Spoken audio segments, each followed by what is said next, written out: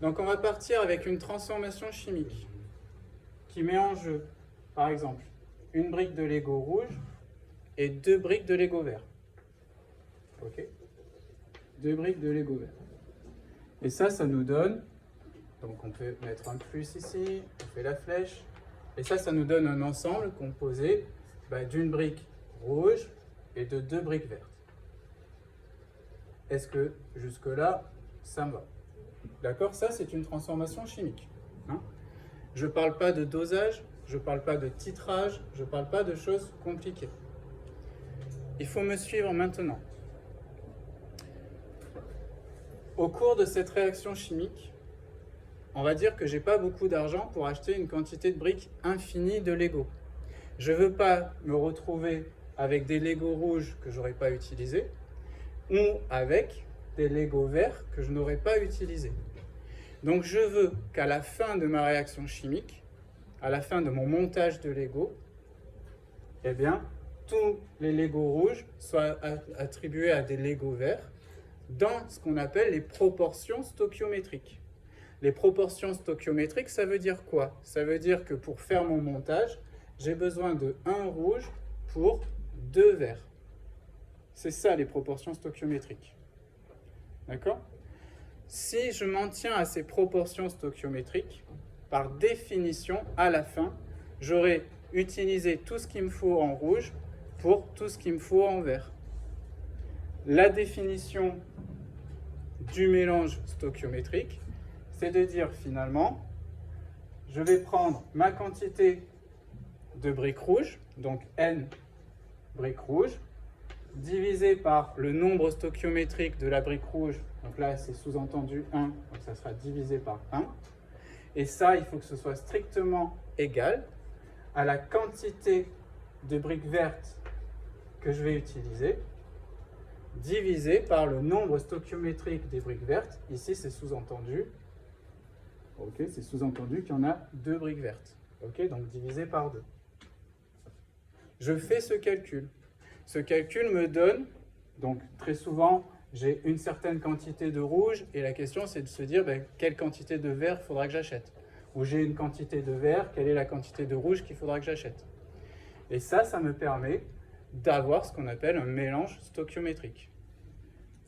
Un mélange stoichiométrique parfait, dans notre cas, à la fin, donc à l'état final de la réaction chimique. Donc si on fait notre tableau d'avancement mais qu'on ne voit que l'état final, eh ben ça va nous donner quoi? Ça va nous donner le total de briques rouges égal à 0 et le total de briques vertes égal à 0.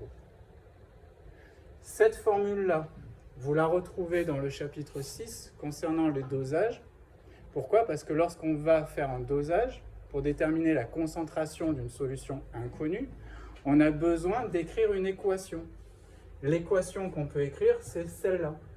L'équation de l'équivalence, qui est aussi la même équation qui nous permet de définir un mélange stoichiométrique.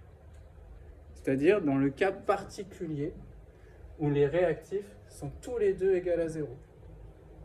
Et ça se joue à la goutte près, rappelez-vous. Est-ce que ça va? Est-ce que vous avez des questions? Oui. Alors essayez de parler bien fort.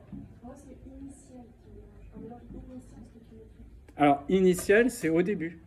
De quoi j'ai besoin au début de chacun des réactifs pour pouvoir faire ma réaction. Alors, ça change quoi? Alors, je vais vous donner un exemple. Imaginons que j'achète, je ne sais pas moi, 30 briques rouges. Ok? Mais que j'achète également 30 briques vertes.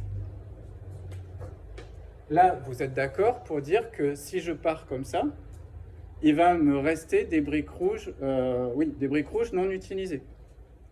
Donc le mélange n'est pas stoichiométrique. Les proportions ne sont pas optimales. Si on fait ça dans une industrie en chimie, on se fait taper dessus parce qu'en fait, on a utilisé trop d'un réactif qui ne sert à rien. Et donc, on fait perdre de l'argent à notre patron. Vous voyez? Donc, nous, ce qu'on veut, c'est savoir, avant que la transformation chimique se fasse, quelle serait la bonne quantité de briques de Lego dont j'aurais besoin pour qu'à la fin, j'ai tout utilisé en briques rouges et tout utilisé en briques vertes. Donc là, en l'occurrence, il me manque clairement des briques vertes. Donc pour que mon mélange soit optimal, en fait j'ai plusieurs solutions, mais on va dire que la solution la plus simple, c'est de rajouter 30 briques vertes. Ou alors je pourrais enlever des briques rouges. Vous voyez? Et c'est ça le raisonnement qu'on attend d'un chimiste. Le patron, il vous dit crée-moi ce nouveau polymère, crée-moi ce nouveau matériau, je te donne les réactifs, par contre tu ne me fais pas perdre d'argent.